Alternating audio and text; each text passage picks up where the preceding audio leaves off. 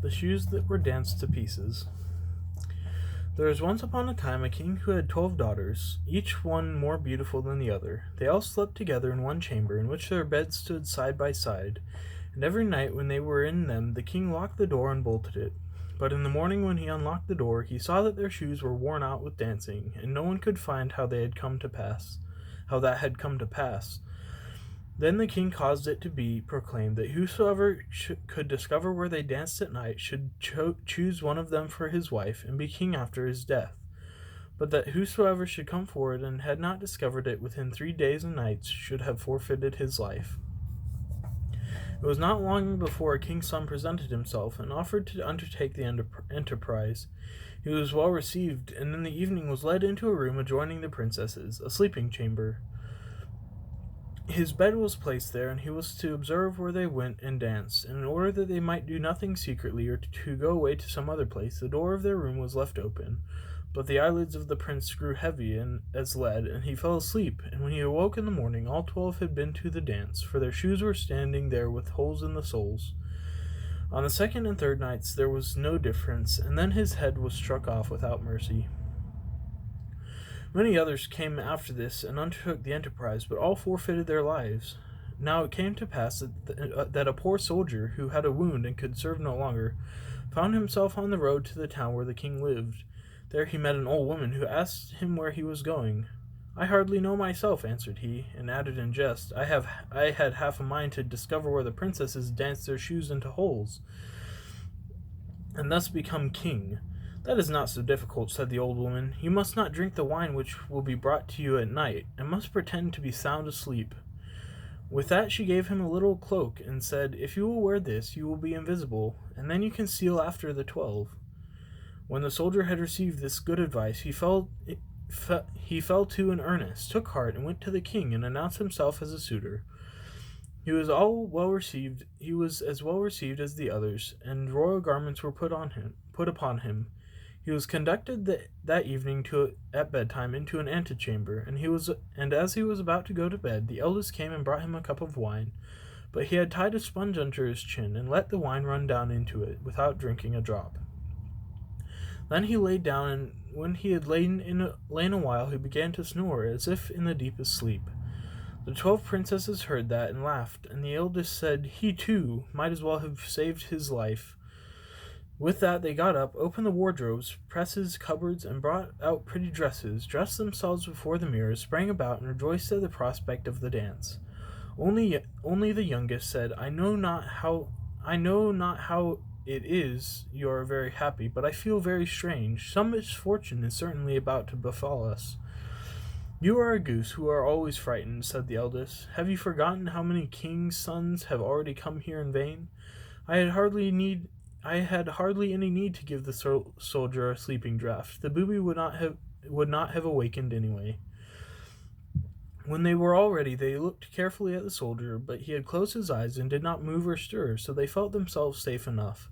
The eldest went then to her bed and tapped it, whereupon it immediately sank into the earth, and one after the other they descended through the opening, the eldest going first. The soldier, who had watched everything, tarried no longer, but put on his little cloak and went down with the youngest. Halfway down the steps he trod just a little on her dress, and she was terrified at that, and cried out, "What is that? Who is pulling my dress?" "Don't be so silly," said the eldest. "You have caught it on a nail." When they went all the way down, and when they were at the bottom, they were standing in a wonderfully pretty avenue of trees, and all the leaves of which were of silver, and shone and glistened.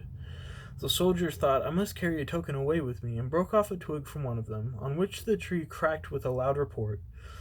The youngest cried out again, "Something is wrong. Did you hear the crack?"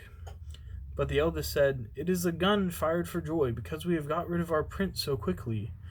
After that they came to an avenue where all the leaves were of gold, and lastly into a third where they were of bright diamonds. He broke off a twig from each, which made such a crack each time that the youngest started back in terror, but the eldest still maintained that they were salutes. They went on and came to a great lake, whereupon stood 12 little boats, and in every boat sat a handsome prince, all of whom were waiting for the 12, and each took one of them by the hand, but the soldier seated himself by the youngest. Then her prince said, I wonder why the boat is so much heavier today. I shall have to row with all my strength if I am to get it across. What should cause that, said the youngest, but the weather? I feel very warm too. But on the opposite side of the lake stood a splendid brightly lit castle, from whence resounded the joyous music of trumpets and kettle drums. They rode there, entered, and each prince danced with the girl he loved. But the soldier danced with them unseen, and when one of them had a cup of wine in her hand, he drank it up, so that the cup was empty when she carried it to her mouth.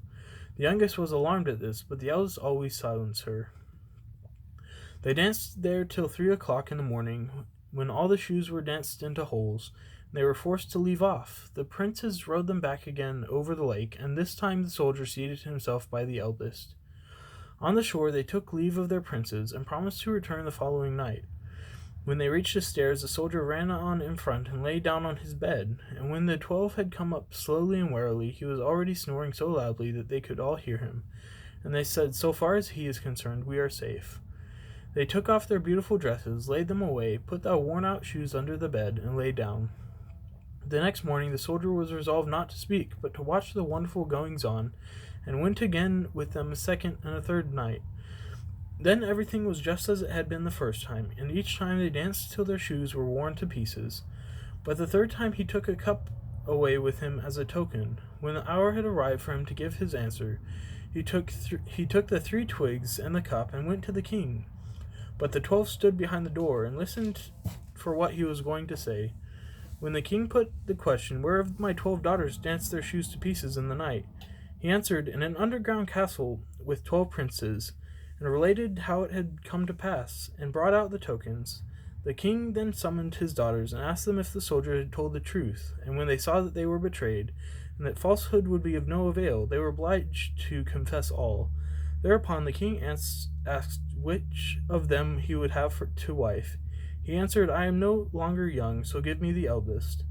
Then the wedding was celebrated on the selfsame day, and the kingdom was promised him after the king's death. But the princes were bewitched for as many days as they had danced nights with the 12.